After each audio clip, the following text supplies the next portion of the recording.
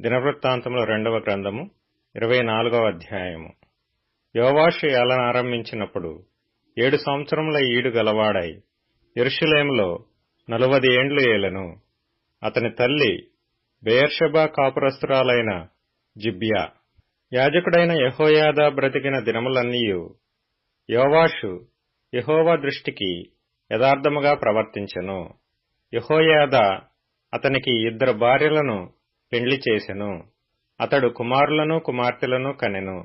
అంతటా యెహోవా మందిరమును బాగు చేయవలెనని యోవాషునకు తాత్పర్యము పుట్టెను గనుక అతడు యాజకులను లేవీయులను సమకూర్చి, మీరు యూదా పట్టణములకు పోయి మీ దేవుని మందిరము బాగు చేయుటకై ఇశ్రాయేలీయులందరి యొద్ద నుండి ధనమును ఏటేటా సమకూర్చుచు ఈ కార్యమును మీరు త్వరపెట్టవలెనని వారికి ఆజ్ఞ ఇచ్చెను. వారు దానిని త్వరగా చేయకపోయినందున రాజు ప్రధాన యాజకుడగు యెహోయాదాను పిలిచి, ఆ దుర్మార్గురాలైన అతల్యా కుమారులు దేవుని మందిరమును పాడుచేసి యెహోవా మందిర సంబంధమైన ప్రతిష్టోపకరణములనన్నిటినీ బయలుదేవత పూజకు ఉపయోగించిరి. సాక్ష్యపు గుడారమును బాగుచేయుటకై యూదాలో నుండియు యెరూషలేములో నుండియు ఇశ్రాయేలీల సమాజకుల చేత యెహోవా సేవకుడైన మోషే నిర్ణయించిన కానుకను లేవీయులతో నీవెందుకు చెప్పి తెప్పించలేదని అడిగెను. కాబట్టి రాజు ఆజ్ఞ చొప్పున వారు ఒక పెట్టెను చేయించి యెహోవా మందిర ద్వారము బయట ఉంచిరి. మరియు దేవుని సేవకుడైన మోషే అరణ్యమందు ఇశ్రాయేలీలకు నిర్ణయించిన కానుకను యెహోవా యొద్దకు జనులు తేవలెనని యూదాలోనూ యెరూషలేములోనూ వారు చాటించిరి. కాగా అధిపతులందరూ జనులందరూ సంతోషముగా కానుకలను తీసుకుని వచ్చి చాలినంత మట్టుకు పెట్టెలో వేసిరి. లేవీయులు ఆ పెట్టెను రాజు విమర్శించు స్థలమునకు తెచ్చుచూ వచ్చిరి. అందులో ద్రవ్యము విస్తారముగా నున్నట్టు కనబడినప్పుడెల్లా రాజు యొక్క ప్రధాన మంత్రియు ప్రధాన యాజకుడు నియమించిన పై విచారణకర్తయు వచ్చి పెట్టెలోనున్న ద్రవ్యమును తీసి యథాస్థానమందు దానిని ఉంచుచూ వచ్చిరి. వారి చొప్పున పలుమారు చేయుట చేత విస్తారమైన ద్రవ్యము సమకూర్చబడెను. అప్పుడు రాజును యెహోయాదాయును యెహోవా మందిరపు పనిచేయు వారికి దానినిచ్చి యెహోవా మందిరమును బాగుచేయుటకై కాసివారిని వడ్లవారిని యెహోవా మందిరమును బలపరచుటకు ఇనుప పని ఇత్తడి పని చేయువారిని కూలికి కుదిర్చిరి. ఈలాగున పనివారు పని జరిగించి సంపూర్తి చేసిరి. వారు దేవుని మందిరమును దాని యథాస్థితికి తెచ్చి దాని బలపరిచిరి.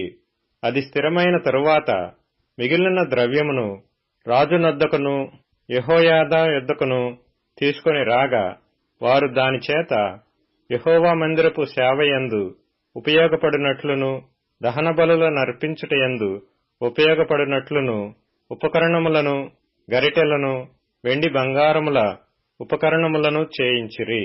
యెహోయాదాయున్న ఎన్ని దినములు యెహోవా మందిరములో దహన బలులు నిత్యమును అర్పింపబడెను. యెహోయాదా దినములు గడిచిన వృద్ధుడై చనిపోయెను. అతడు చనిపోయినప్పుడు 130 ఏండ్లవాడు. అతడు ఇశ్రాయేలీలలో దేవుని దృష్టికిని తన ఇంటివారి దృష్టికిని మంచివాడై ప్రవర్తించిన గనుక జనులు దావీదు పట్టణమందు రాజుల దగ్గర అతని పాతిపెట్టిరి. యెహోయాదా చనిపోయిన తరువాత యూదా అధిపతులు వచ్చి రాజునకు నమస్కరింపగా రాజు వారి మాటకు సమ్మతించెను. జనులు తమ పితరుల దేవుడైన యెహోవా మందిరమును విడిచి దేవతా స్తంభములకును విగ్రహములకును పూజ చేసిరి. వారు చేసిన ఈ అపరాధము నిమిత్తము యూదా వారి మీదికిని యెరూషలేము కాపురస్తుల మీదికిని కోపము వచ్చెను.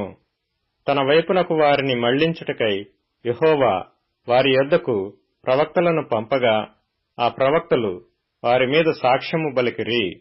గాని వారు చెవియొగ్గకయుండిరి. అప్పుడు దేవుని ఆత్మ యాజకుడగు యెహోయాదా కుమారుడైన జకర్యా మీదికి రాగా అతడు జనుల ఎదుట నిలువబడి, మీరెందుకు యెహోవా ఆజ్ఞలను మీరుచున్నారు? మీరు వర్ధిల్లరు. మీరు యెహోవాను విసర్జించితిరి గనుక ఆయన మిమ్మును విసర్జించియున్నాడని దేవుడు సెలవిచ్చుచున్నాడు అనెను.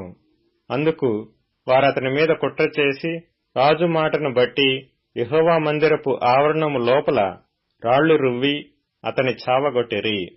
ఈ ప్రకారము రాజైన యోవాషు జకర్యా తండ్రి అయిన యెహోయాదా తనకు చేసిన ఉపకారమును మరచిన వాడై అతని కుమారుని చంపించెను. అతడు చనిపోవునప్పుడు యెహోవా దీని దృష్టించి దీనిని విచారణలోనికి తెచ్చునుగాక ఎనెను. ఆ సంవత్సరాంతమందు సిరియా సైన్యము యోవాషు మీదికి వచ్చెను.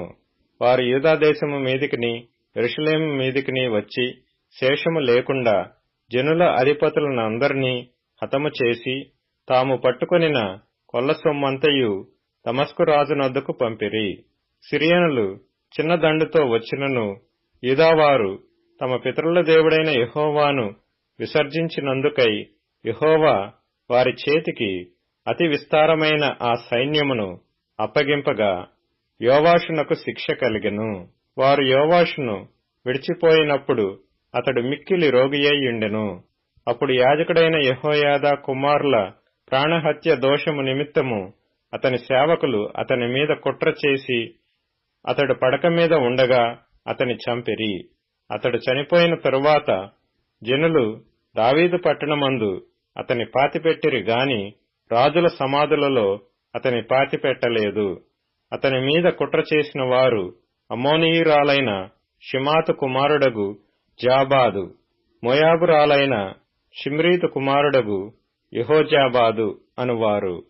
అతని కుమారులను గూర్చియు అతని మీద చెప్పబడిన అనేకమైన దేవోక్తులను గూర్చియు అతడు దేవుని మందిరమును బాగుచేయుటను గూర్చియు రాజుల సటీక గ్రంథములో వ్రాయబడియున్నది. అతనికి బదులుగా అతని కుమారుడైన అమజ్యా రాజాయెను.